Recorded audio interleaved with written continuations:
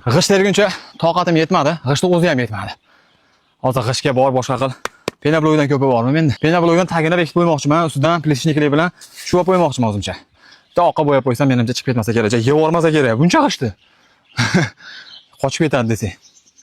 Mana shunda sal figura keltirish oson ekanda, mana bu ariq qiyshiq-mishiq, mo'g'ish vobshe. Mayda ish ekan. O'zi umrimni tugatib bu kraska bilan g'isht ishi. Boto'riylik bir gap bo'lar.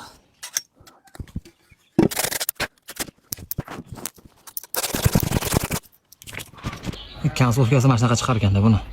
Atak yomon emas, akkuratna chiqdi. G'ishtda mayda o'zgartirish kiritib qo'ydik, baribir suv o'tadi. Eritib yuborish mumkin u. Xudo xolasa. Cho'tkicha chiqdi. Mana ham akkuratna chiqdi. Mana ekan bilan o'ylash kerak va mana qoldi. Ketishdan oldin kafilkali olib kelib qo'yib, darrov shuvab qo'ysam, setka ishimiz ertagalikka qoldirildi baribir. Vobshe jigarimiz tashadi bu kraskasi yo'q, ishi yo'q. Vaqt ko'p olib qo'yar ekanda, ulgib boramanmikin dedim. Nu atak Xudoga shukr chiroyli chiqdi. Atrofiga reyka qo'ydim, lapillamasin deb setka. O'zi planda yo'q edi. Tepaga ham reyka tashadim, mana plus minus qo'yardim. Bo'yab qo'ygandan keyin chiroyli bo'ldi.